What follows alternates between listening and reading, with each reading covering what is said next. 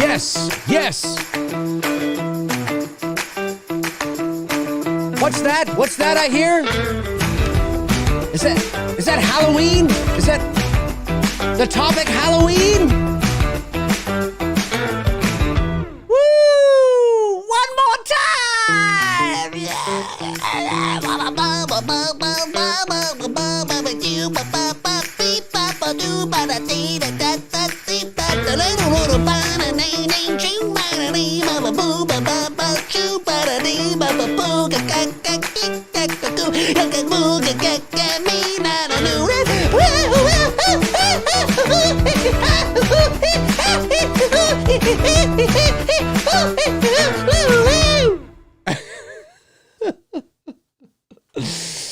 What's going on, everybody? What's happening? What's shaking? What's doing? What's happening? This is episode 200 and what am I up to now?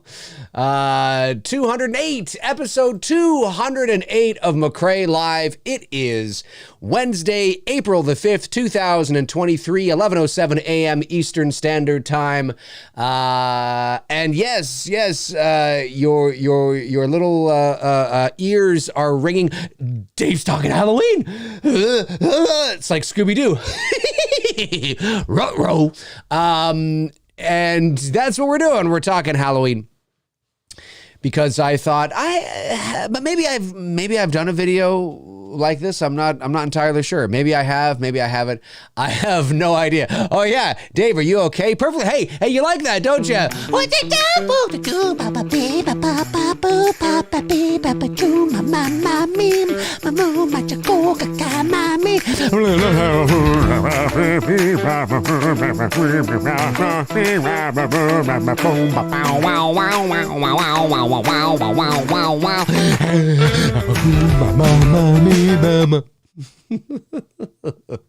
One more time. No. You like that, don't you? I know you do. Yeah, talking some Halloween. Maybe I've done this. I just thought, let me also preface this by saying that the Halloween 1978 behind-the-scenes images that we're going to look at here today are some of my favorites. They're obviously not all of the Halloween images, or all the Halloween behind-the-scenes images. And of course, there are hundreds of behind-the-scene images from Halloween 1978 that you and me and the entire world has never, ever seen. And I know that Sean Clark has seen them. He's had access to them. Of course, the great Billy Kirkus. I think I'm saying that name right. Is it Kirkus? God, my apologies, man. Let me just go back here. Billy Kirkus. Yeah, that's right. For some reason, I wanted to say Kirk. Anyways, he has them. He has these behind-the-scenes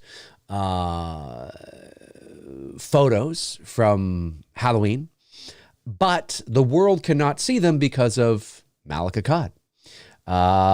And so I am hoping one day we will be able to see a lot of these behind-the-scenes images that I've never seen, that you've never seen, that the entire horror community has never seen, because they've literally never been released to the public. And so hopefully one day we will be able to see those, because that would be really cool. Really cool. And I know that Billy Kirkus would love to be able to show people this. And I know that Sean Clark would love to be able to show people this. But can't. I'd love to see it. We all would. Malak, come on.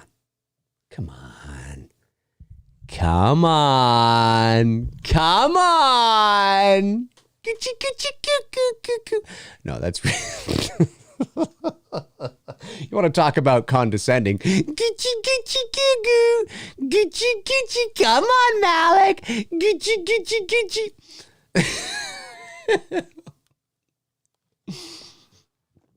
If he ever sees this, that will obviously not help the cause. Oh, God.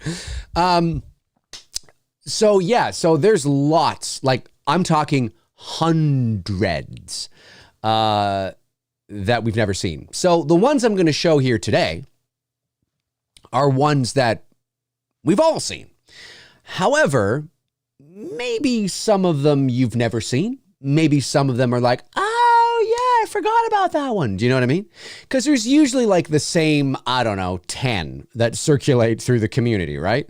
But sometimes, we see some that we're like, oh yeah, I have seen that before, but that's not one that usually gets shown a lot. It's like, wow, that's actually a really good one. I want to see that. Or I want to, I totally forgot about that. So I've tried to choose some that obviously are, like the go-tos, right? The go-tos, and then there's some that there's a couple in here that I've never even seen, or maybe I have, but I totally forgot about it. Right. And I will point them out to you when we go through them. This is in no particular order. I just, right-clicked and saved a bunch of Halloween BTS images, put them all into a folder, open them up, and whatever order they're in will be the order they're in. Maybe the order that I copied and pasted them. I have no idea. So this is in no particular order in terms of like sequence of events or anything like this. It's just a random bunch of shit. But I thought it's kind of fun. So, and then of course, after we're done, you jump into the comment section below and let me know if you've seen these. Let me know which ones you've seen. Let me know if there's a couple in here that surprise you and you're like, oh, I've never seen that before. Holy shit. Or maybe you take that, oh yeah, I totally forgot about that. You know what I mean? You'll jump into the comment. I want you to jump into the comment section and let me know. And the fact that we're live right now, you guys in the chat room can do that too. Be like, oh yeah, I've never seen that. Totally cool, amazing. So let's jump over to the other screen. And yes, I will get to your super chats, obviously, when we're done going through these. Now, there's a lot of them, so I'm not like analyzing the photo or anything like that. We're just gonna have some fun, talk a bit about them, see what's going on. All right, let's jump over to the other screen. And oops, there we are. Thought I had double there for a second. I don't. You guys can still hear me okay? That's good. We had some audio issues lately, and I think I've figured it out, but you never know. This is a cool image. Behind the scenes, of course, this is the late, great Deborah Hill and Jamie Lee Curtis. I don't know who this is off the top of my head. If you guys do, then yeah, by all means, maybe he's the script supervisor. Maybe he's, I don't know. There is a van, obviously. Yeah, that's right. It's a van. But I'm trying to think if that's probably, it could be the prop department. You know what I mean? But they're just sitting there. These look like lens cases, or like camera lenses. They look like lens cases. But they're just sitting there, having fun, shooting the shit, chilling, relaxing. Let me just see here. Oh no, okay. I'm still live. For half a second, I thought I wasn't live for a minute. I was like, oh, what's going on? But yeah, that's cool. It's a cool shot, a cool image. Have you guys seen this before? I've seen it before, but maybe you haven't. I don't know. Let's jump over to the next one. Ah, yes. Oh, by the way, and I might make adjustments as well to the framing because some of them might be out of frame or like, kind of weird or whatever. That's a cool shot, cool image, cool shot. You can actually see one of the crewmen at that. I think that might be, no, maybe it's not.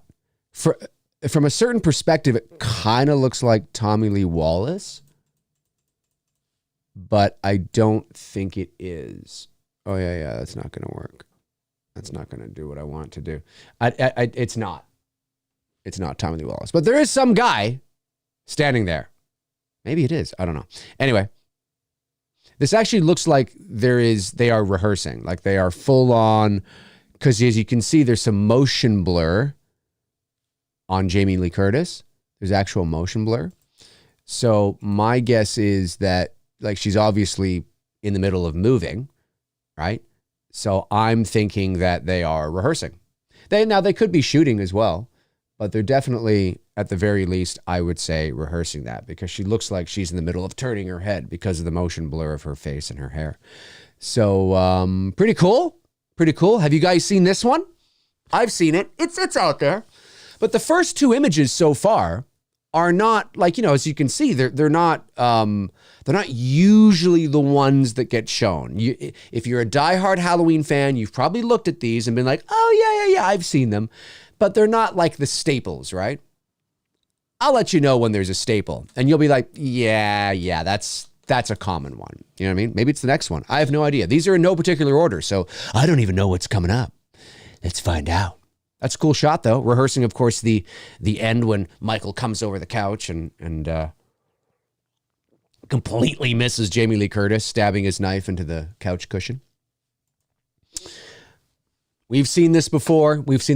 This is, I would say, this image is more common than this image, right? Like, that's an image there where I could see a lot of people being like, oh, I've never seen that image before. Wow, that's really cool. Deborah Hill, Jamie Lee Curtis, just chilling on the set, it's in between takes. Maybe it's lunchtime, the crew's setting up. Wow, that's really cool. This one, I think, is more common. I'm going to take a guess and say that people have seen this, more on the regular.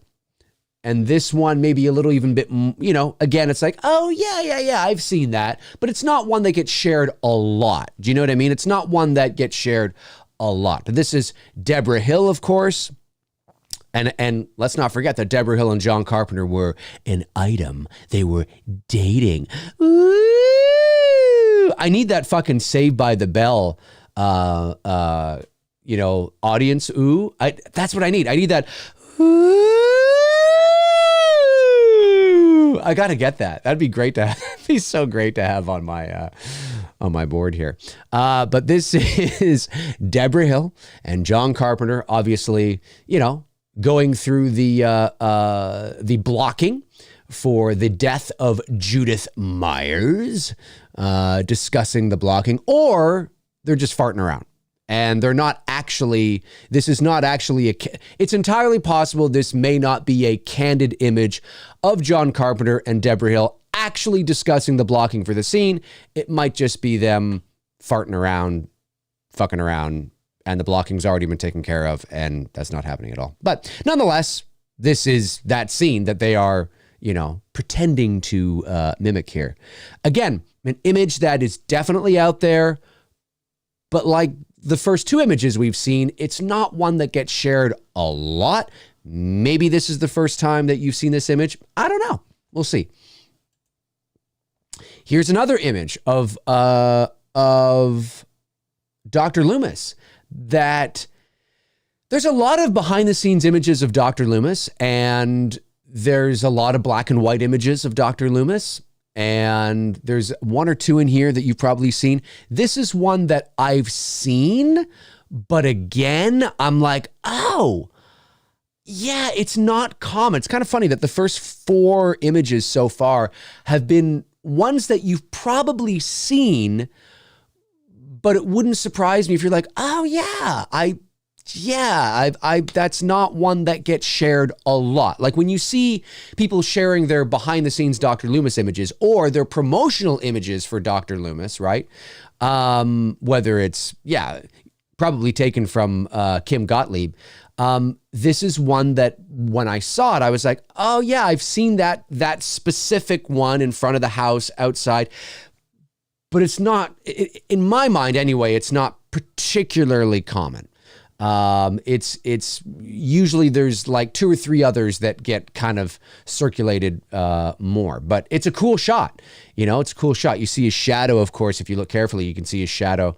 I assume that's his shadow on the palm tree. There's a palm. I'm pretty sure that's a palm tree.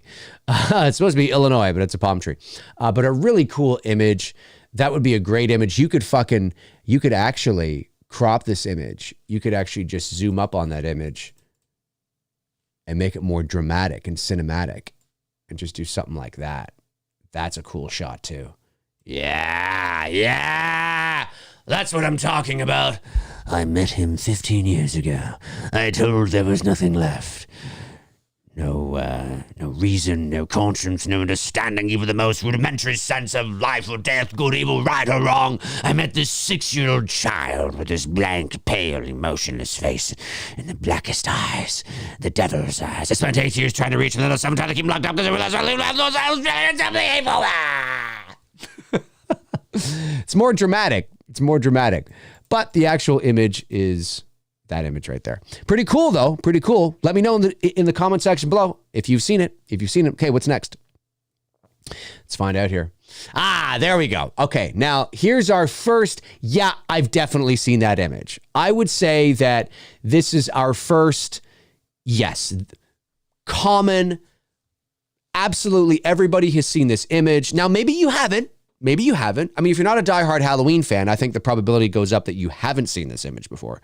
If you are a diehard Halloween fan, then you're like, yeah, whatever. And maybe you've seen all the ones so far. But this is what I'm talking about, right? Like this image here is not, I don't believe, although you may have seen it, I don't see this particular one circulated nearly as often online as I do this image. This is more common to me. But a really cool image, right? A really cool BTS image. Kim Gottlieb, of course, shot all these images and really cool, really cool. I still need to get her book, by the way. I still don't have her book.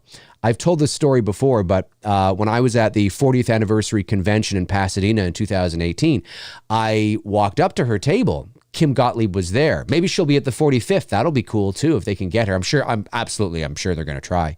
And I was going to buy her book, but she was all out. She was all out. I was like, I wanted the book so badly. So I don't have that book, but and it's not just Halloween. It's Halloween, Halloween 2, The Fog. It's all the John Carpenter movies she was the set photographer on, if I'm not mistaken. So it's pretty cool. I'd love to have that book. But this is a cool image, absolutely. But it is definitely more, one of those, oh yeah. I've seen that before. All right, let's go on to the next one. Here's an image that it wouldn't surprise me if people are like, oh, I've never seen that before. But I'm going to say it's a fairly common BTS image of Carpenter and Deborah Hill. See, I need that. Ooh, that's what I need. I got to get that into my soundboard, man. I got to get it into my soundboard. They were dating. Maybe there's some people out there that didn't know that. But they were an item during this time. And I don't know how long after Halloween they broke up. Or maybe if they broke up right before they started shooting. I don't think so, though. I think they were together while they were shooting Halloween. Maybe it was the process of shooting Halloween that split them up. I don't know. You know what they say, never work with. So I don't know. I have no idea. But they were an item. I'm pretty sure here. Rest in peace, Deborah Hill. We often forget. I want to do a video soon that is sort of a tribute to Deborah Hill because we often forget how important she was. To Halloween. And she died in 2005, just on the cusp of social media becoming a thing. Yes, YouTube was around in 2005. Facebook was around in 2005. But they were just starting.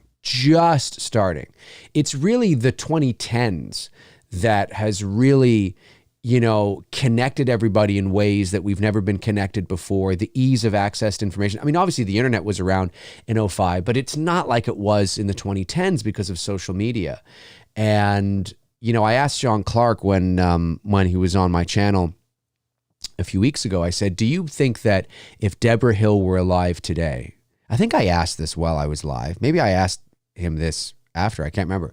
Do you think if Deborah Hill were alive today, because Sean, of course, not only being, having Horrors Hallowed Grounds, obviously he's one of the big convention booking agents, in the horror space. And so who better to ask? So I asked him, I said, look, if Deborah Hill were alive today, do you think that she would, be attending these conventions? Because obviously John Carpenter does, and he does like one a year. And some people don't. Jamie Lee Curtis doesn't, right? And he said yes.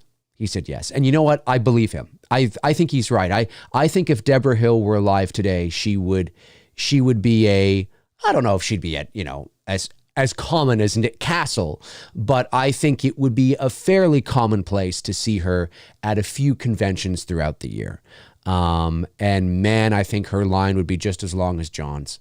I think it's just so sad that she, because she died young. I mean, she wasn't old. She was in her 50s, 60s. Hey, Google, what year was Deborah Hill born? Deborah Hill was born on November 10th, 1950. 1950. People also ask me, was Deborah Hill in Halloween? Want to hear the answer? No, because I already know the answer. Fuck you, Google. Fuck you. I know something you already know. I know something you already know. Sorry, I don't understand. Yeah, well, shut up, okay? I'm not in the mood right now, Google. No. No. It's like talking to... But yeah, so... 1950. So she died in 2005. So she was 55. She wasn't old. She was only 55, guys. So very sad. Rest in peace, Deborah Hill. Yeah, man, it'd be totally awesome to have met her. That would have been really cool. All right, on to the next image. Here's one. Here's one again that is out there, but I don't necessarily think is commonplace. I don't think it's that commonplace.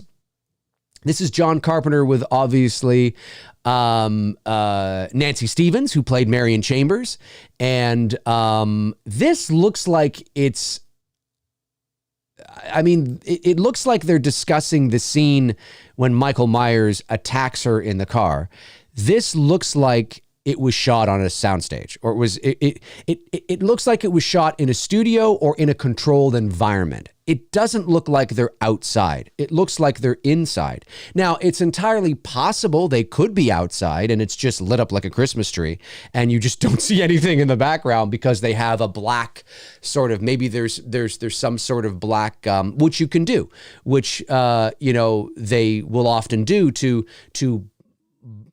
sort of black out the environment so it can be of a more controlled space. We did that on Billy, the scene at the end of our film when Sam and Agnes are in the car's not moving at all.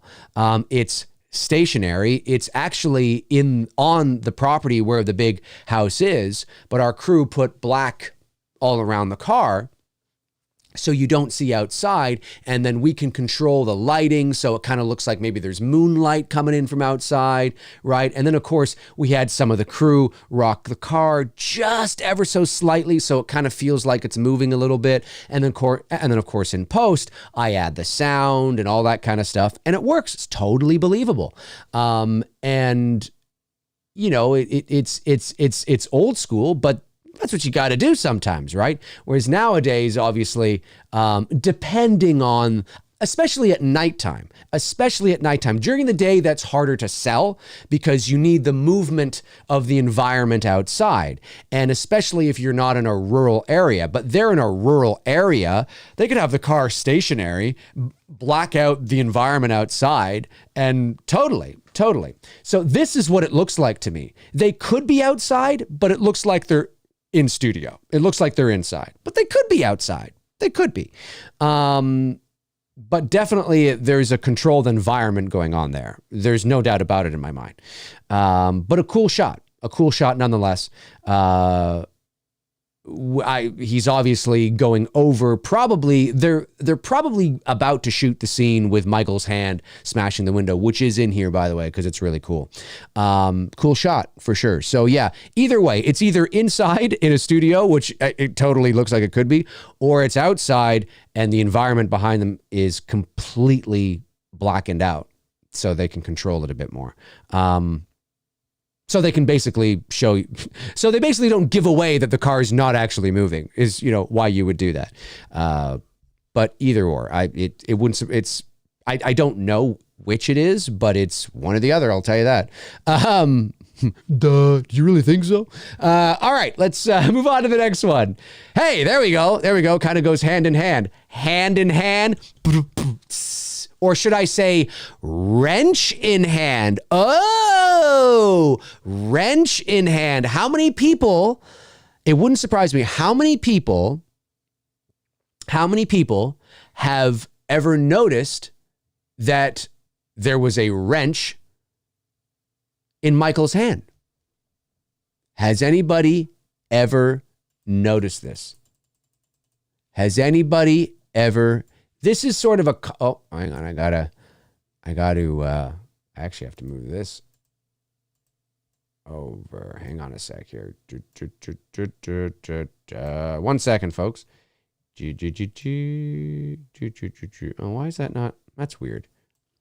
Oh, I see. That's better. There we go. How many people in the chat room? Now it's pretty, that's right, tented off. That's right. Yeah, that's right. Yeah, there's many different types of cloths you can use to, they put it, yeah, there's all sorts of like, there's different material too that you would use. Some of it's a bit see-through, some of it's completely like, not see-through, right? Because sometimes it's just, they'll use certain material to just diffuse light as well, right? And I don't mean like actual diffusion put onto the barn doors to actually, I mean just like actual, yeah, they'll do that too. Sometimes they'll do that for sunlight or because they want the sunlight, but it's too hot. So they'll put up some black cloth or even some white cloth as well. A lot of fun shit, all different types of stuff they could do. I'm assuming that's what you're talking about, Baylon TV. So yeah, that other image definitely looks like that's what's happening there. It's one or the other. But yeah, how many people have ever, wow. So here you have Horror and Coffee. Horror and Coffee has just said, I did not know that. Wow. Isn't that interesting? This is a little kind of thing about the original Halloween that I always thought was commonplace, that I always thought was, well, not commonplace. It's not the right word, or the right term, but I always thought that by now was like pretty much known, that everybody knew this, but it never ceases to amaze me that there are still people that are surprised to learn that there was a wrench in the hand when he smashed the window. There are still people today that are discovering this little bit of trivia. And of course, I knew about this years ago. I knew about this when I watched this as a kid, even on a 21-inch television back in the 80s on VHS or when it came on TV. As a kid, I remember picking it up. And I always justified it in my little kid mind as, it was just something he had. It was a tool that he used in the movie to break the window. Like it's properly motivated, right? Michael Myers found a wrench. I don't know, it was lying outside or something, or maybe he stole it from the hospital, and he just put it in his hand to smash the window. That's how I sort of, and then it wasn't only until years later, because of the internet, that, you discovered that no, it was, they were hoping you wouldn't see that, and, or not really know what it was. No, it was there to specifically break the window. So, so they didn't get hurt. I don't know who did that. I think it might've been Tommy Lee Wallace's hand, actually. I don't think it's Nick Castle. I think it's Tommy Lee Wallace, if I'm not mistaken, but I could be wrong. I have to brush up on that specific trivia. It's been a while since I've looked into it, but yeah, there's a wrench in his hand. And it's so cool to see that people are still discovering that today. But nonetheless, that's a very cool behind the scenes image. This also this also may not be a behind the scenes image. This may just be a black and white still frame of the actual moment, but it kind of looks like it could be like it kind of looks like a screen grab as well. So it could be. But anyways, I just thought, so maybe it's not a BTS image, but it's just a cool black and white screen grab, which I like very much. All right, next one. All right, well, this is very common. Now, here's one we've all seen, right? In comparison to what we were talking about at the beginning, this is one we've definitely all seen. This is very commonplace, absolutely 100%.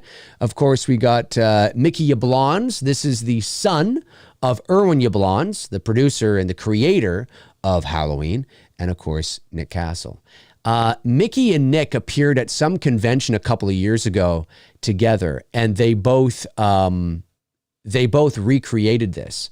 And it was not in costume, just at their table. It was fucking hilarious because Mickey now is like, he's a big guy. I mean, you know, he's like, I don't know, he's 6'1" or whatever, or 6 feet, like whatever he is.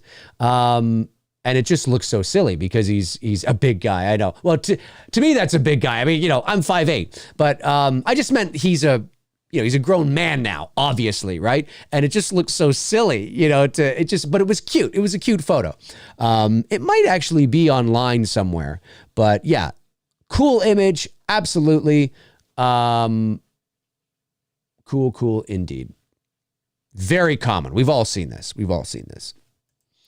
Here's one that is, again, if you know what to look for, it's definitely online. But I could totally see a lot of people today being like, wow, I've never seen this before. That's so cool. Of course, we've got PJ Souls over here. We've got Jamie Lee Curtis, John Carpenter, and I don't know who that is, but a producer, a line producer, maybe it's the boom operator, maybe, I don't know. I don't know who that is. At least not from this photo. It's not as clear to me, but cool nonetheless, right? That looks like Annie's car, right? The car they used for Annie to drive. Lori is already in her walk home from school clothes. It doesn't look like she's in her... Was she wearing that when she went over to the Doyle's house? I can't remember now. Fuck. I'm blanking. It happens when you're almost 44. Everything bleeds into each other. Nonetheless, cool shot, right? Cool behind the scenes image. Have you seen it? I have, but it's not very common to make the rounds online. Cool nonetheless. This is pretty common. Again, it wouldn't surprise me if you haven't seen this image, but at the same time, I'm pretty sure you've probably all seen this image. Jamie Lee Curtis and John Carpenter. Whenever I see this image, I always have to do a double take because it doesn't immediately hit me that it's Jamie Lee Curtis. There's something about her face that just doesn't look like Jamie Lee Curtis. But at the same time, you're like, oh yeah, no, that's Jamie Lee Curtis. It's kind of funky. But, you know, behind the scenes, during a break, maybe it was during that interview that John Carpenter was doing with that English reporter. I don't know. Not really sure. But yeah. All right. Next one. Now, here's one that when I was searching online for some BTS images, here's one that I don't really remember seeing. It's online, you know, it's not part of that, well, I'm sure it is part of the all these images would be part of the hundreds and hundreds of images that Billy Kirkus has for sure. But this is one that I haven't seen. Oh man, come on, Malik. Let those images be seen. Anyways, this is cool. We have John Carpenter here, of course, obviously getting ready to shoot when Brackett and Loomis arrive at the house. They may be right. That scene. And as you can see, we have Loomis and Charles Cyphers, Donald Pleasance, Charles Cyphers outside there talking with John Carpenter. They're talking about the scene, no doubt. They're going over the blocking, you know, they're going over sort of just, you know, the vibe of the scene, what's happening. You know, John Carpenter is probably giving some notes and sort of, you know, how I want you to play this, the feeling I want you to have, remember this, imagine this, to get them into the right headspace. Yeah, cool image indeed. One that I've actually never seen. So again, like with all of these images, I say to you, have you seen these images? Have you seen this image? Excuse me. Have you seen this image before? Maybe you have. Maybe you haven't. I don't know. Let's move on here. I have seen this image, but again, it's not one that's shared a lot online. Looks like all the ones that haven't been shared a lot. I think I might have been choosing ones that struck out or stuck out to me that were like, oh yeah, I've seen that, but that's not common because, we've all seen the other ones, right? But there's a few in here like that too. That's cool. Still see Nick Castle down there. How many of you have been to the bush? No, not that bush. Get your minds out of the gutter. How many of you been to the Halloween hedge?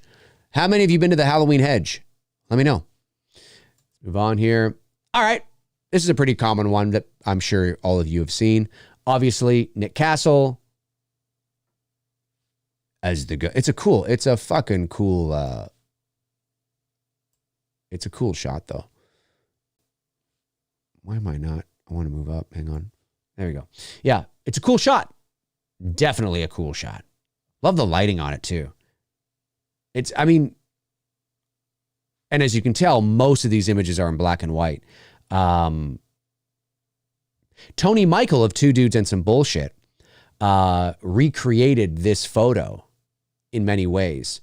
I don't know if it's still online or not, but maybe if you guys think of it, maybe on the next episode of Two Dudes or a Halloween one or something, we can get him to show his version that he did because it's really good. It's a really cool image. I like his. He took some really nice Michael Myers shots. But anyway, yeah, it's cool. We've all seen this though. That does make the rounds. Cool shot. One of my faves.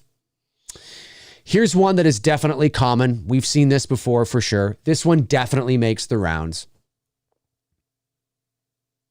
Going over and rehearsing the blocking for the strangulation scene so Nick doesn't, actually strangle her. But there's got to be some tension there in order for the performance to still, kind of resonate with the audience to help the actor. So it's all about, how much do I actually pull? How about there? There. Okay, good. Okay, that's what I'll do. Because it gives PJ Souls enough of a feeling that she feels the pull of the cord to help her performance, but it's, also in a comfortable place so she's not actually being strangled, right? So I assume that's what they're going over there, just working all that out. This is a cool shot. This is one that is not commonplace, I don't think. This is a behind the scenes. Yeah, this is really cool and really creepy. There's something really creepy about this shot because it's in black and white. Do you know what I mean? So it's like, ooh, that is really creepy. The black and white black and white just makes everything creepier. But yeah, I love that shot. Not one you see too often. Again, have you seen it? Maybe this is new for you. Comment below, let me know. All right, now this is one I had never seen before. Again, it's online. It's not part of again, it would be part of the group of photos that have never been released, but I've never seen this. This is a behind the scenes image of Jamie Lee Curtis on the set of Halloween that I've never seen. Have any of you guys seen this image? I've never seen this image before. That's really cool. Yeah. Let's just bask in the freshness of this image. I've never seen it. I stumbled upon it. I was like, I've never seen that image before. It's pretty cool. Chat room, have you ever seen this image? If you're watching after the fact, comment below and let me know. Pretty cool shot indeed. One of my favorite behind the scenes images, period. One of my favorite behind the scenes images, period. It's also, I got him right there, baby. Right there. Yeah, this is one of my favorite BTS images, period. I love it. It's awesome. It's awesome. I mean, you could even, and this specific shot does, as a lot of onset, photos, obviously. This specific shot from this specific angle obviously does not appear in the movie. Now, this moment appears in the movie because he does come to the top of the stairs, but we're lower and we're looking up at him and you can't really see him. And it works great. It works great in the movie because you don't really see him. You just kind of see the, the bottom of his legs. It's fantastic. But this is a great BTS image. Yeah. And we've all seen this. This one is commonplace. It's online. You Google Michael Myers, 78 or something. It's like, it's there. I mean, it's such an awesome shot. One of my favorite BTS images of Michael Myers, period. Hands down, 100%. Absolutely. I don't think I need to say, have you ever seen this before? I think we all have. All right, here's one. It's kind of cool. This is also in Erwin Yablans' book, The Man Who Created Halloween. This, of course, is Erwin Yablans. This looks like, I don't know if that's just like a pumpkin or if that's the head of Mickey Yablans. It actually might be the head of Mickey Yablans. But then it's like, no, that's too big. It kind of looks like the, hair. Maybe it's, but then maybe it's something attached to the bench. I don't know what the hell, a post? Maybe it's a post. Maybe it's a post. I was looking at that. I'm like, is that the top of somebody's head? It could be. It could be. Anyway, I've seen this image before. Whatever the hell this is here. I've seen this image before. Erwin Yablans talking to Jamie Lee Curtis. No doubt outside of that looks like it's outside of the Strode house. That looks like it's in the neighborhood of the Strode house. I can tell you that right now. It does not, that's not the neighborhood of where the Wallace house is or the Doyle house. This looks like it's right outside the Strode house. And if you've been there, then you probably know what I'm talking about. Anyways, cool shot. Now here, again, another one that I like, that's not commonplace, but it's a cool shot.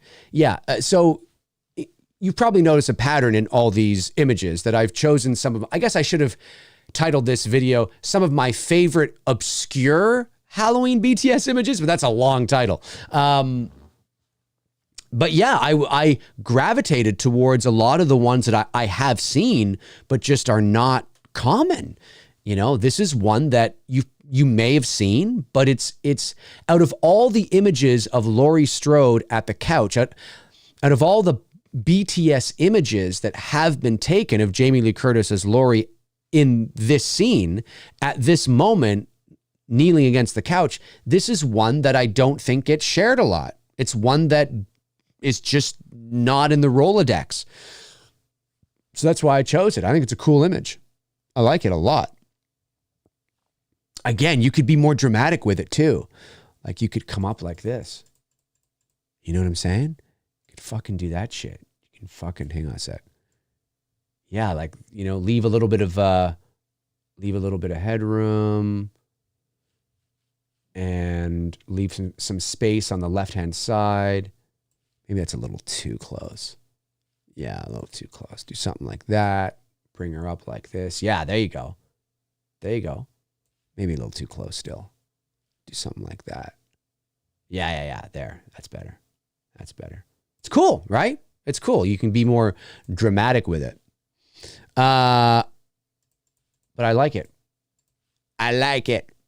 Very cool photo indeed. All right, let's move on. Again, one that is definitely common that we've seen, but I just love the lighting in this shot. And now the question, no doubt, that is going to be in the chat room right now is that Tony Moran or Nick Castle? I think it's Tony Moran. It's got to be Tony Moran. I don't think Nick Castle did the strangulation. Maybe he did, but I'm pretty sure this is Tony Moran. I think. But I don't know. I'm not sure. It could be Nick or it could be Tony. Obviously, we know that Tony is the face. So when the mask comes off and he steps into the light, that's Tony. But the question is is it Tony when we see the mask come up and then he steps into the light, and this is Nick Castle with the strangulation? Or is this Tony as well? I don't know. People are going to say it's Tony. People are going to say it's Nick. We'll have to ask Nick. Maybe he remembers. No, if you ask Tony, he'll say, I was part of the whole thing. I was part of the whole goddamn thing. It was all me. So do you guys see her tits? Anyway, so I'll we'll just hey man, you put yourself out there. That's what's going on. But it's a cool shot. Yeah, I agree. Evil Alex, probably Tony. It's probably Tony, but you never know. Cool shot. Love the lighting. Ah, yes. There it is. The hero. There it is, sitting on that banister. This is a great BTS image. I think this is from, I stand to be corrected, but I think this might be from, I forget if this was from, I was always under the impression that this was from like the day. No, it wouldn't have been from that. Nope. Scrap that. I corrected myself. Back up. This is a cool shot. The mask sitting on the banister. And it's cool, man. There it is. And like I've always said, the Michael Myers mask is really nothing special in terms of when you see it in broad daylight, when it's not, when it's not under, when the lighting hasn't been crafted to specifically bring out its shadows and its features and all that kind of stuff. It's just, you know what I mean?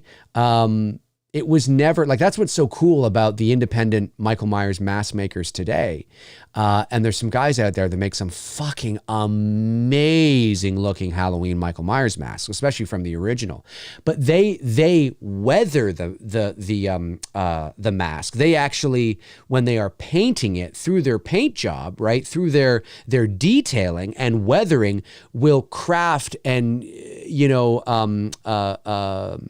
actually put in a lot of the dimensions and the shadows and the contours of the cheekbones and all that kind of stuff, so that when you just look at the mask, you could be walking around a convention and the mask just looks like it does during a cool scene in the Wallace house at night, right?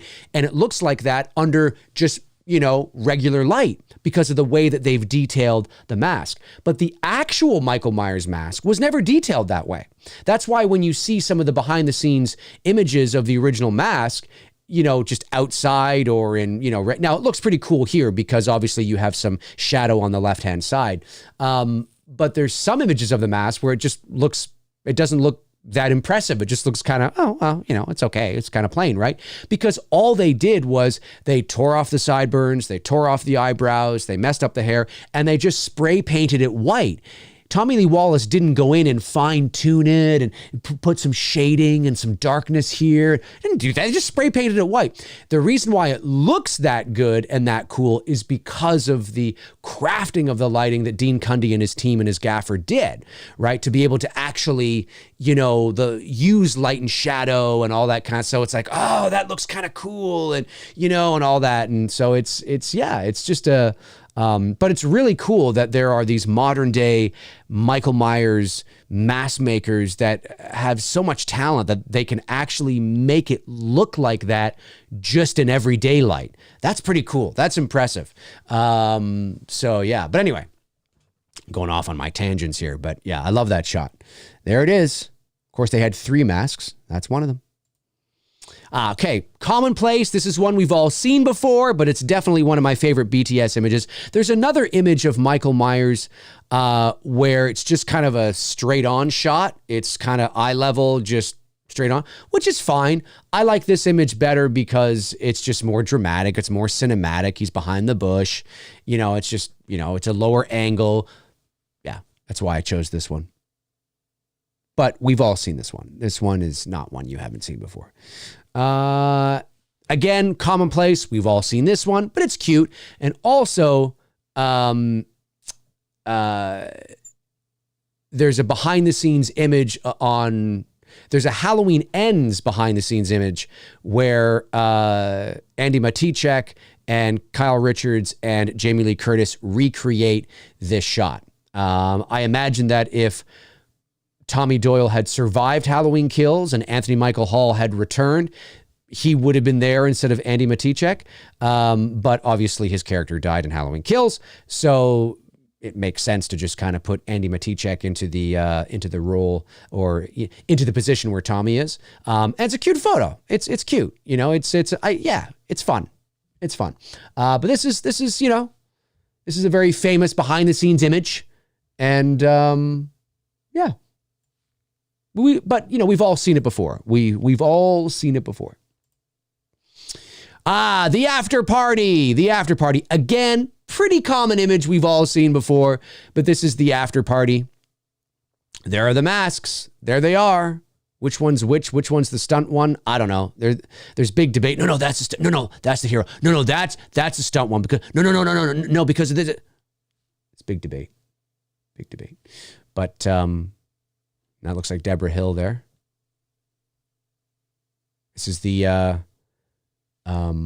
well, it's John Carpenter, Tommy Lee Wallace, and Nick Castle. It's their band, man. I'd love to get that fucking that LP. Yes. I posted a similar image on my social media today before I went live. This is, what the hell is his name again? Got to get his name. His name is Raymond Stella. Raymond Stella. This is Raymond Stella. He is the Steadicam or Panaglide operator. Of course, right here you have Dean Cundy. That is Dean Cundy there, the director of photography. Somebody asked me one time, what, not with this image, but somebody asked me, it was another image. This is a while ago. They had asked, why isn't Dean Cundy behind the camera? And you know, he's the director of photography. And so it's important to remember that, especially when you get to like the big productions, right? On low budget indie shoots, it's very common for the director of photography to also be the camera operator. But when you get on larger shoots, you know, the director of photography, yeah, can become the camera operator for whatever reason if they need to, but 9 times out of 10, you know, when you're on a big Hollywood shoot, you have a camera operator, and you obviously will also have a Steadicam operator. Now, this obviously was not a big time shoot, but because it is a specialized position, when you are a Steadicam operator, that is a specialized position. There are people in the business that's all they do. They are Steadicam operators. And so you hire them under the guidance of your director of photography, right? The director of photography is like he is the you know, the lead, obviously, with anything to do with the shooting of the movie, but also with the lighting of the film as well. And then, of course, you have your gaffer, who is the head of the lighting team. But the director of photography is there,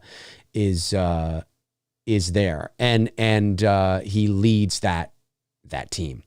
And so, so absolutely, they can be behind the camera. They often are. And depending on the situation and the position, they may, you know, maybe they take the camera into their hands for a handheld thing, maybe, or whatever. But it is very common to also have a camera operator designated to that. And then you bring in a Steadicam operator if you have any work in that regard. And it's a very specialized, underappreciated, very difficult position. So, and of course, this was one of the first movies ever to utilize the Panaglide, you know, it was called. Rocky from 1976 as well was one of the first to utilize it. But there was a movie before that. There was a movie before Rocky that I believe utilized it as well. And I forget what it was, but a cool image nonetheless, cool shot. There he is. Very cool. The eyes of Michael Myers, folks. The eyes of Michael Myers. All right. Move on here. Yeah. Pretty commonplace. This one I don't think is as nearly as common. I can see a lot of people seeing this going, oh my God, I've never seen that before. This one, I'm pretty sure you probably all seen. You probably all seen this one. Probably all seen this one. Pretty cool. And then, oh yeah, I love this. I love this one. Pretty commonplace now, but it just looks like they're waiting for their cue. So they're, basically, all right, first positions, everybody. Let's get ready. You ready? Yeah, sound. Okay, roll camera. That's what it looks like to me. They're getting ready. They're getting ready. Nick Castle is ready. Love that. Fucking love that. Here's one's kind of cool. This is obviously outside the hardware store, which is now a restaurant, I believe, in South Pasadena. I could see a lot of people being like, oh, I've never seen that one before. That's cool. You have the late, great Deborah Hill and, of course, Donald Pleasance getting set up for their meeting with Sheriff Brackett. Ah, yes. Again, not popular, but you've probably seen this one. Tommy Lee Wallace obviously was in the outfit quite a bit through that movie in certain iconic moments, and just going over the blocking for the knife stab. Probably my favorite behind the scenes image of Michael Myers, period. And there's a lot of them, like that stair one that I just said. I think I might have said that's my favorite, but this is classic. This is iconic. This is like, come on, right? This is iconic. This is classic. Everybody has seen this. Everybody knows about this. Everybody has shared this. Everybody has fucking tried to cosplay this fucking shit. It's classic. It's iconic, and it's amazing. The split lighting on this is fantastic. And it's one of the most iconic images of Michael Myers, period. End of discussion. Hands down, period. One of the most iconic images, period. I love it. And it's one of my favorites, period. All right. Again, another iconic image that we've all seen before, of course.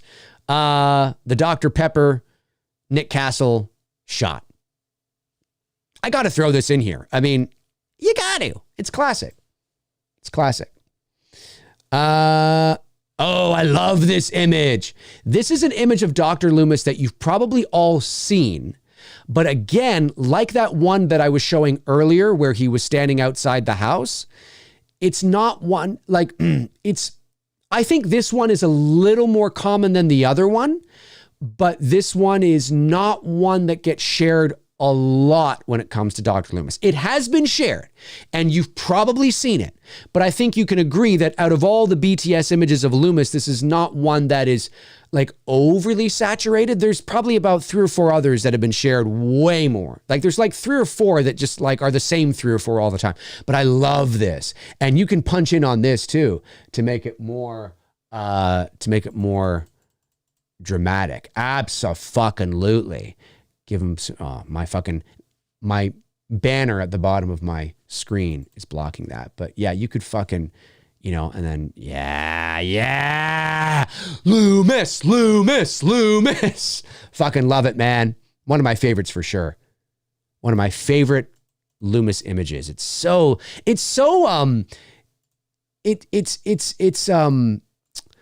fucking like Christopher Lee-esque. You know what I mean? It's like fucking, Peter Cushing-esque. It's like classic 1950s sort of film noir. Like that's what I feel. That's what I get when I see that image. It's just so it's the lighting on his, again, it's the split lighting on his face. It's his eye. It's, it's very dramatic. I fucking love it, man. Fucking love that shit. Rest in peace, Dr. Loomis. Or Donald Pleasance. Well, and Dr. Loomis too, I guess. But anyway. All right. Oh, yeah. That's the one I shared on social media today. I just said, here he is. The eyes of Michael Myers. The eyes of Michael Myers, ladies and gentlemen. It's the eyes of Michael Myers. Pretty cool. Now, I've never seen this image before. I came across this image online. I'm like, what? I've never seen this image before. Holy snap and crap. I'm pretty sure this is a Halloween 78 BTS. It's possible this could be a Halloween 2. You know what? This is entirely possible. This could be a Halloween 2 BTS. Because you've got another cop here, and you didn't really see any other cops. You know what? This might be a Halloween 2 BTS, because we never saw any other cops in the original Halloween, except for Brackett. So this is probably a Halloween 2 BTS. That's what I'm thinking. What do you guys think? Because I don't think there was a... No, the only cop we saw in the original Halloween was Sheriff Brackett. We knew that there were more, but we didn't see any. Or did we? Did we? No, wait a minute. No, we did see cops outside the hardware store. Maybe this is outside the hardware store. Maybe this is, okay, yeah. Sorry, I'm just walking through it again. I don't watch, these movies every day. So got to walk through it again. Got to brush up on my knowledge here. I'm a PhD in Halloween movie knowledge. I got to brush up. I got to read, I got to go back to the textbook here. Yes, outside the hardware store. Because this looks like somebody that we've never, like this. Oh, hang on. Sorry, guys. This cop here in the background looks like, just somebody random. Somebody completely random that we've never seen before. I don't even remember him seeing him in Halloween 2. I think, and Annie was definitely wearing that when she was driving in the back of, when she was driving the car. I'm almost 100% positive that was her wardrobe. I think this is definitely BTS Halloween 78.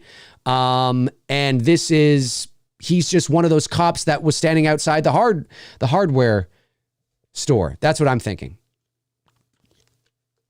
That's what I am thinking. Well, it could be, but remember, she wasn't wearing that in Halloween 2. She was killed in the collared shirt. And she's not she had to change out of this because she spilled butter on herself. Remember? So she's in this. So if it was behind the scenes of Halloween 2, it wouldn't make any sense for her to be in this wardrobe because she was never in this wardrobe for that one shot on the stretcher. So I'm thinking this is Halloween 78. Simon says, nope, it's definitely 2. I don't think it's 2. Again, could be wrong. That's something. Felt like something darkened in here. I could be wrong. I admit I could be wrong. But if memory serves, that's right. See, Gina Armstrong says she had a white button-up shirt when killed. Exactly. This is the outfit, the wardrobe that she was wearing when she was in the car driving over to the Wallace house. This is the outfit she was wearing that she spilled butter on her when she was making popcorn. So it wouldn't make any sense for her to be in this outfit on the set of Halloween 2. If she was in the white collared shirt, then this is a Halloween 2 BTS. 100%. But she's not. And this is just one of the random extras they got to fill in the cops that were standing outside the hardware store. Yeah. All right. Okay, good. We've walked through it. I brushed up on it. We're good. Yeah, but cool. But cool nonetheless. I've never seen this image before. It's pretty cool. That's cool. Again, I have seen this image, but it's not commonplace. Tommy Lee Wallace and Jamie Lee Curtis going over the blocking for the knife stab. And, is that it? I think that's it. Yeah, I think that's it. Very cool indeed. Okay, so obviously there are a lot more. Hang on a sec here. Obviously, there are a lot more. My head's getting cut off a little bit there. That's a little better. It's a little better. Obviously, there are a lot more BTS Halloween images, but these are some of my favorite. And so if you're watching after the fact, I want all of you to jump into the comment section below and let me know your thoughts on all the images that I posted here today. Maybe share some of your favorite behind the scenes images, because maybe some of them did not appear. And again, I'm not saying that these are the best behind the scenes images. I just thought, you know what? I'm just going to take a bunch of Halloween BTS images, throw them into a folder and share them. Or, a bunch of BTS images that I really like, I should say, and share them and put them into a folder. The only one in there that I had never seen before was that bracket one. I was like, oh, I've never seen that one before. All the others I've seen before. The common ones are the common ones. And then there's some where I'm like, oh, I remember that. I totally forgot about that one. I need to share that one. So those are some of my, again, I could go on. There's like 30 others I probably could throw in there too and be like, these are some more, right? You know what I mean?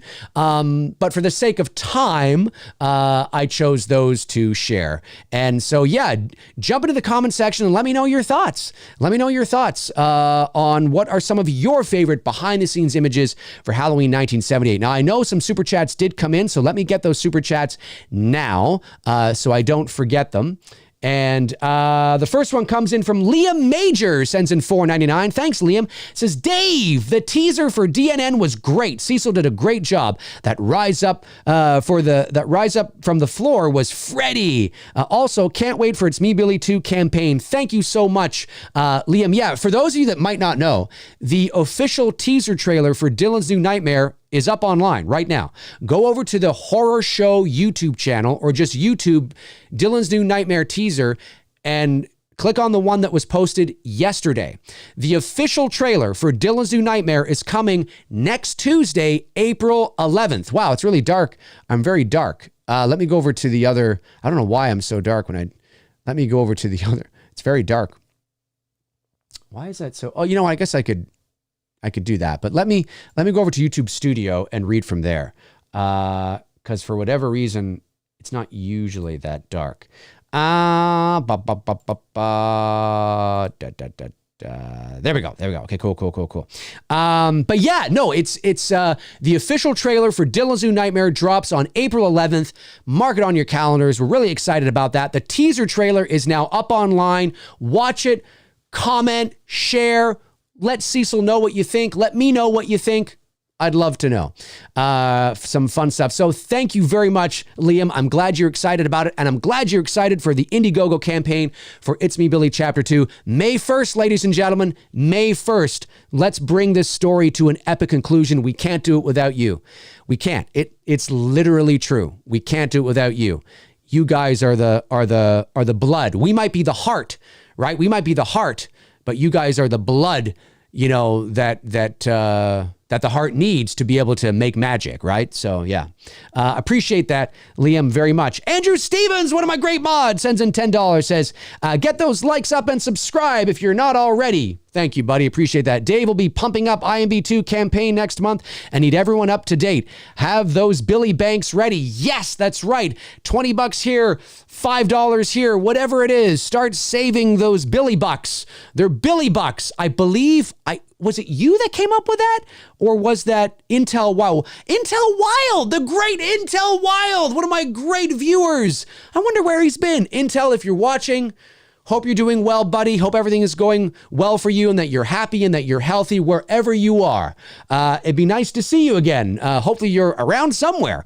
Yeah, Billy Bucks. That's right. We need the Billy Bucks, ladies and gentlemen. May the 1st, the campaign launches. We're very excited about it. Yeah, it's going to be tough. It's never easy crowdfunding. It's never easy raising money. Obviously, our budget has gone up, so we will be asking for more than 60,000 Canadian or 47,000 US. We will be asking for more, obviously, because, things have gone up and we need to factor that in. But I believe we can do it. And there will be a minimum that we will want to get. If we don't reach our goal, there is a minimum that we feel we need in order to justify running another campaign, to seeing if we can make up the difference, right? But if we only raise $200, no, I think we'll raise more than that. But, we need to raise a certain amount to justify us, saying, we're in a good spot, we can continue. But hopefully we can raise it all in one shot. It's going to be tough. It's never easy, but I fully believe in this community. I do. We did it once before. We can do it again. Josh McKenna sends in $9.99. Wait. Yeah, no, that's right. Thank you, Josh. Appreciate that. Says, I know you normally laugh off hate mail, but has anyone sent you something that affected you? Have you ever blocked someone? I know it takes a lot to offend you, so I don't know if it got to that level. When it comes to hate mail, no, there's never been anything that has like really like, offended me, because these people, I don't know who these people are. They're usually, the hate mail will come from people who are not regular contributors.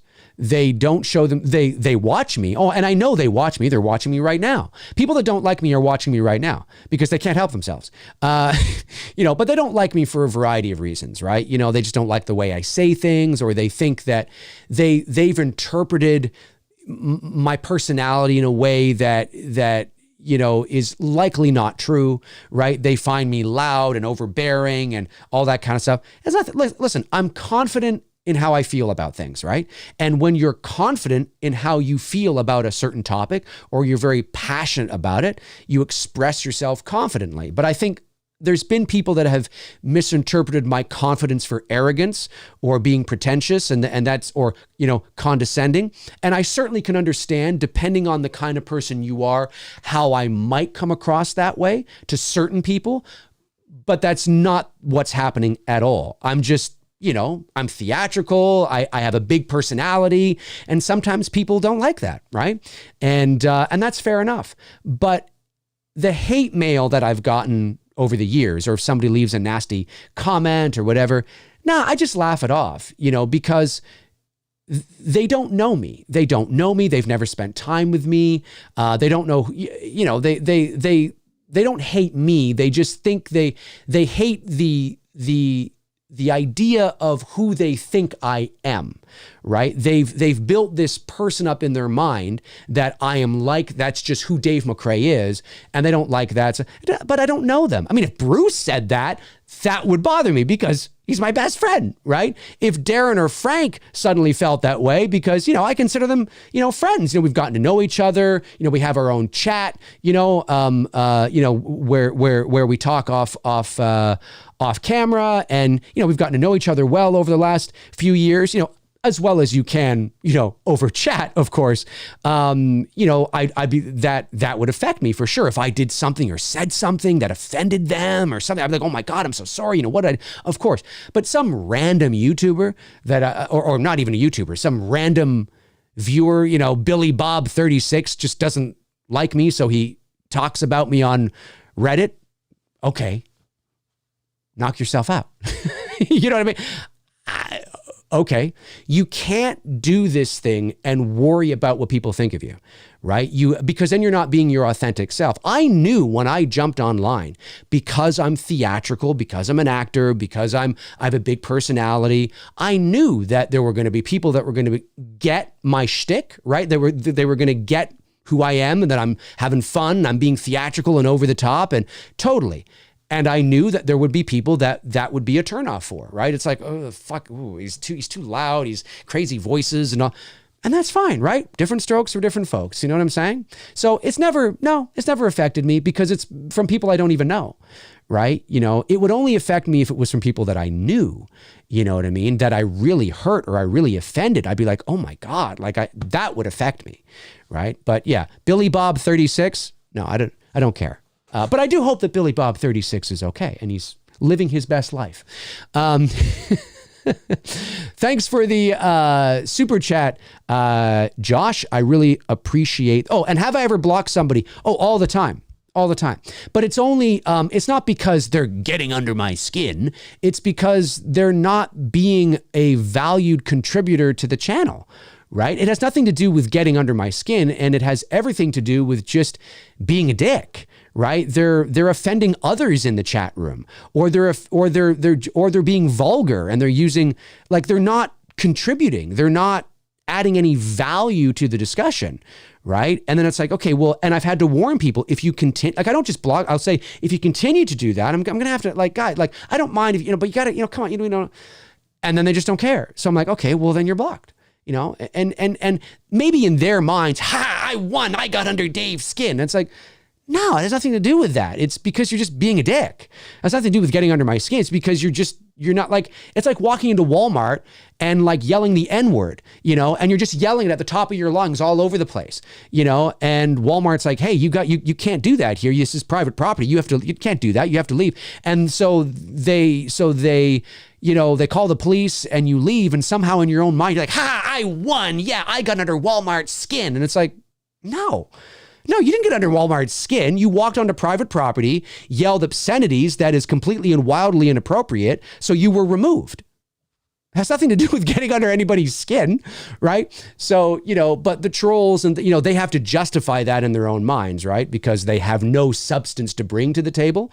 So, you know, I'm sure there's some people out there that may feel that they've gotten under my skin because I blocked them, but it had nothing to do with that. And it had everything to do with you're just not contributing. You're just being an asshole, right? So I'm like, well, if you're going to continue to be an asshole, well, then we don't want you here, right? You know, and I know everybody in the chat room, like, you would agree. It's like, yeah, we don't want assholes here. We don't want people that you know, ruins the momentum of our community. We want people to have fun and everybody is welcome, right? You know what I mean? Just don't be a dick.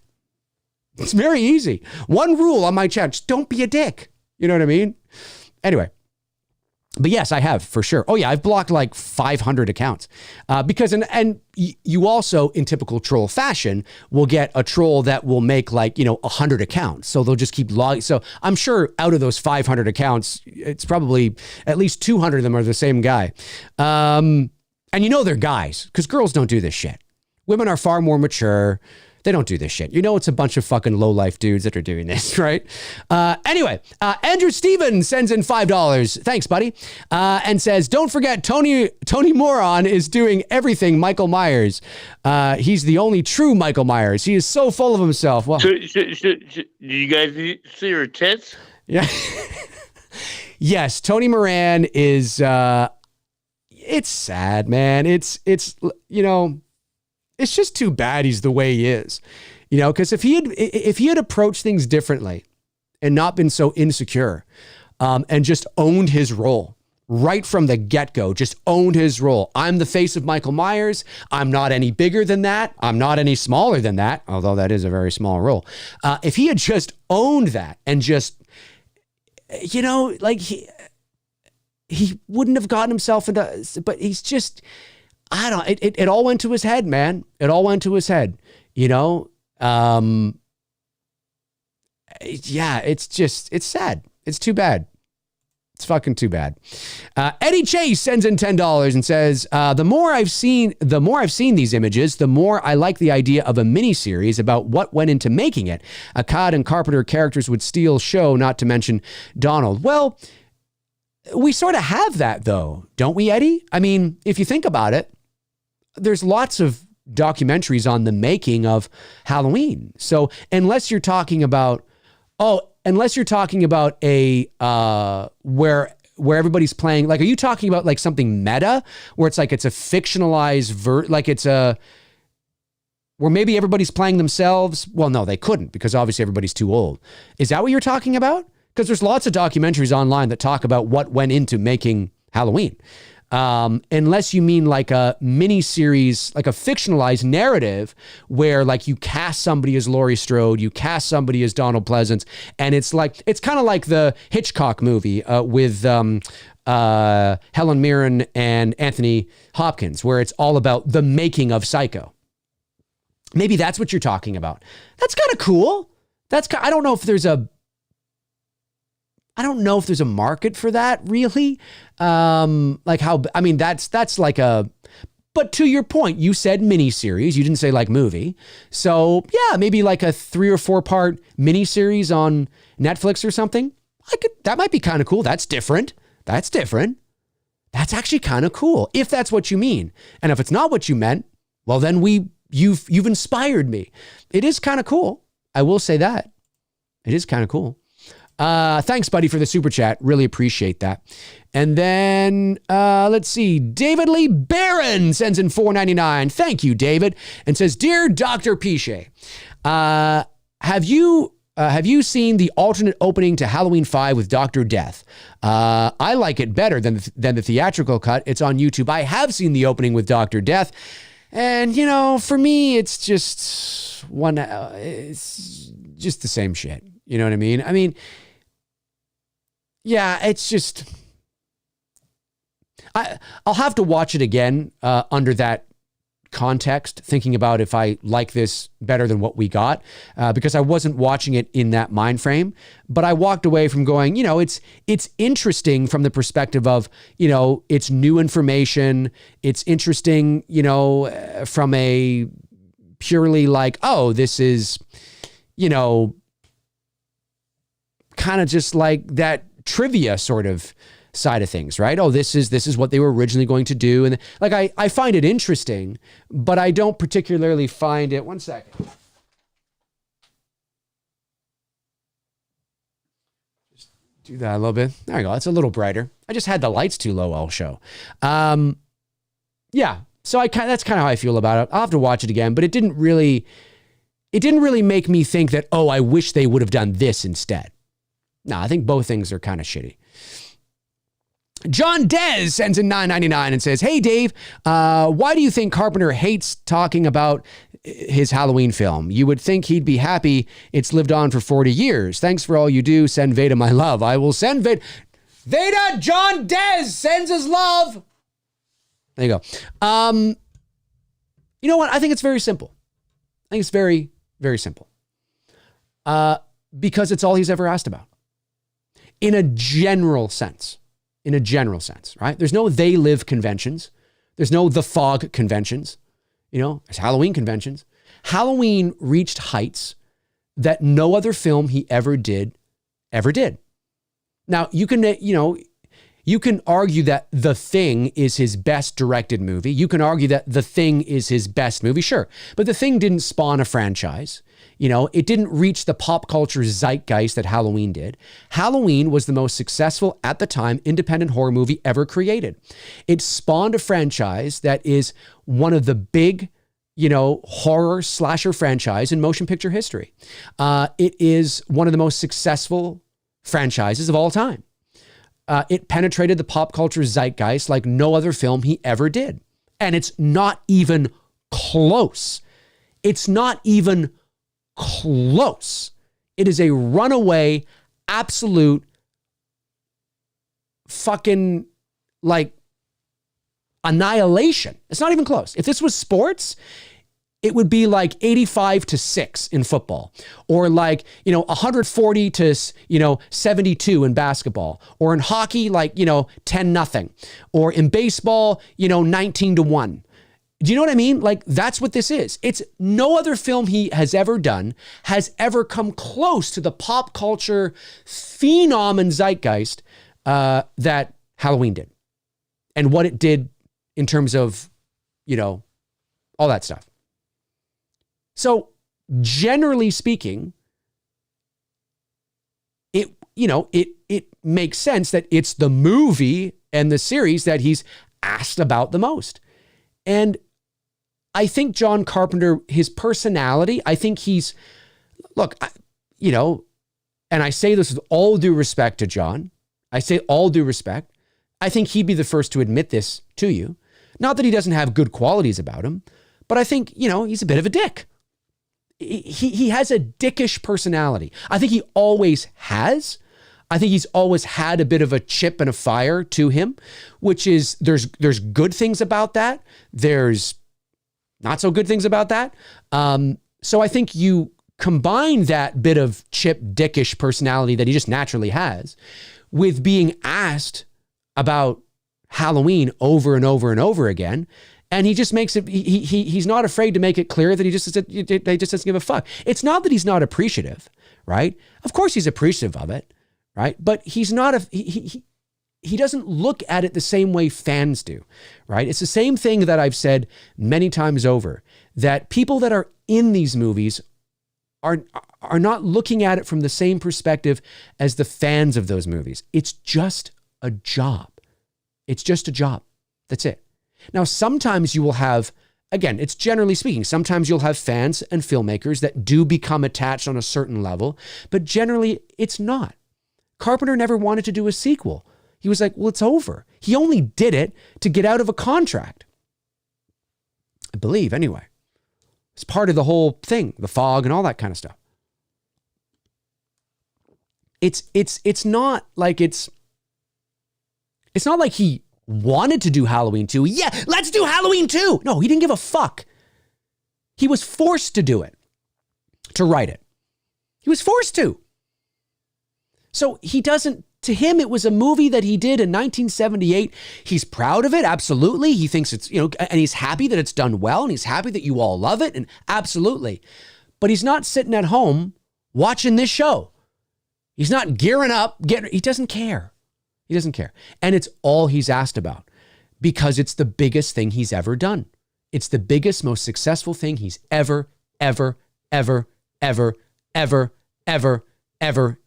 It is his legacy. It is his legacy.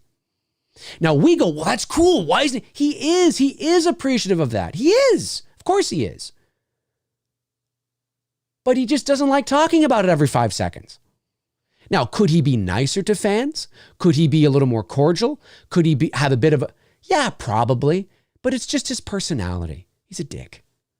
I'm not saying he's an awful person. I'm just saying that he's got one of those, and he's not the only person in the world, right? He's just got one of those dicky personalities. And every now and then he'll surprise you, and you'll hear him in an interview and you're like, wow, that's actually kind of seemed like he was happy that day, but generally, yeah. And he's probably got a lot of, resentment too, to the, to his, I'm not saying resentment to his career, but he had some, it seemed like every time he did a studio picture, it bombed, and he's got some resentment towards Hollywood on certain levels and things like that. And that's what I think it is. I don't think he's not appreciative. I just think he's just, it's the way he is. But I get what you're saying.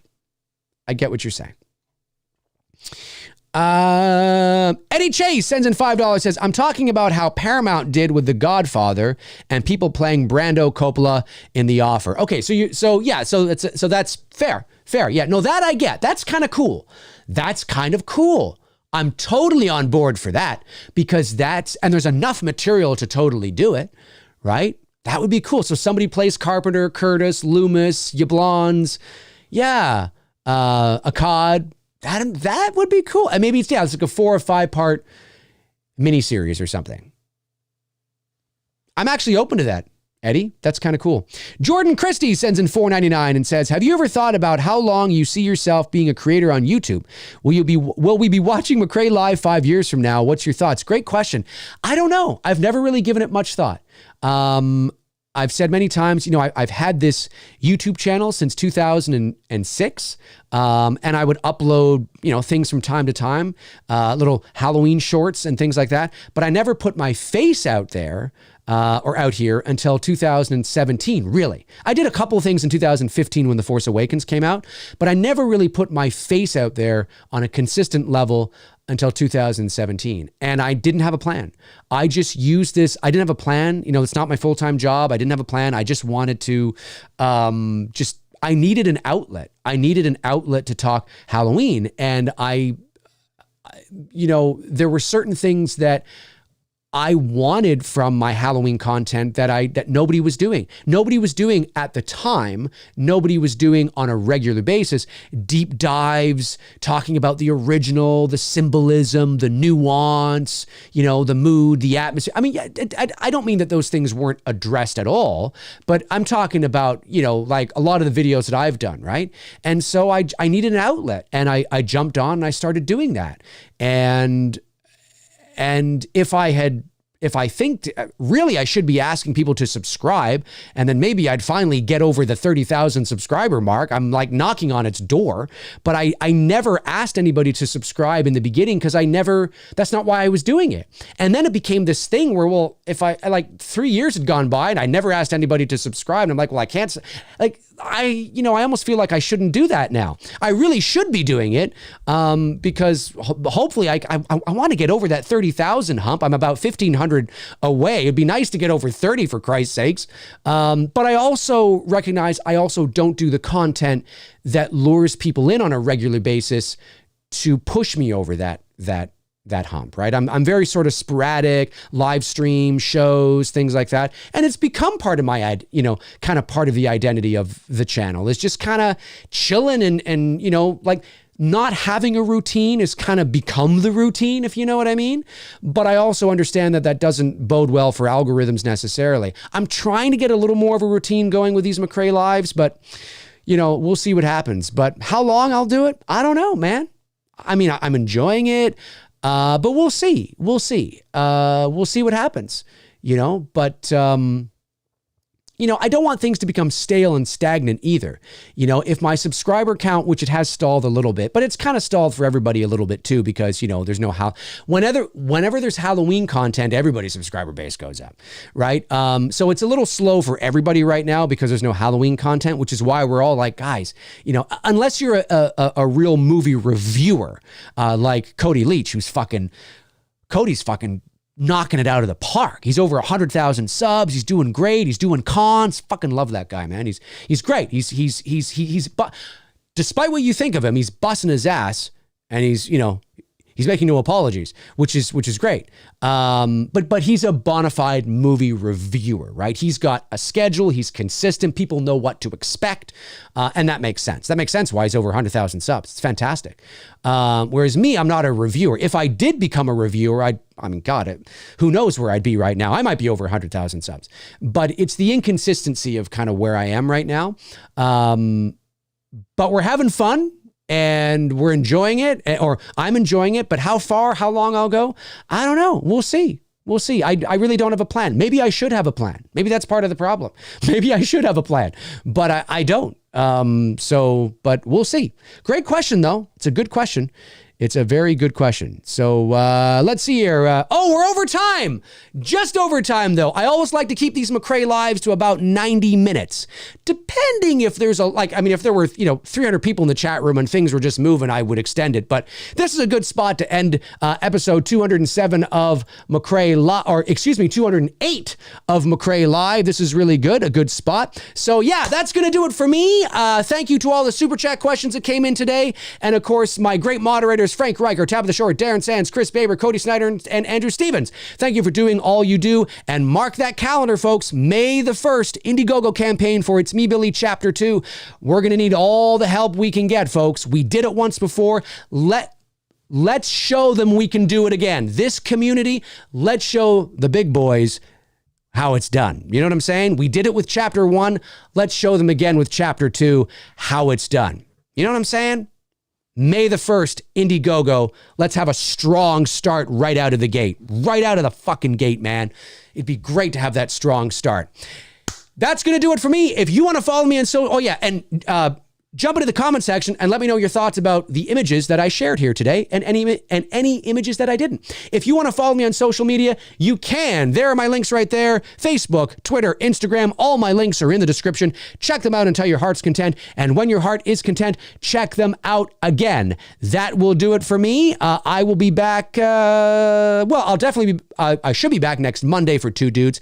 But I might have another show.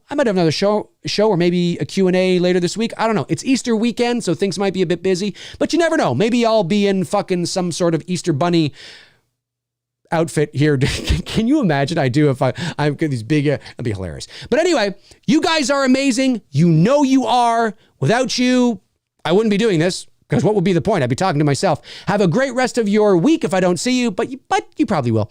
A great rest of your Wednesday anyway. And I will talk to you all soon. Alrighty. Cheers.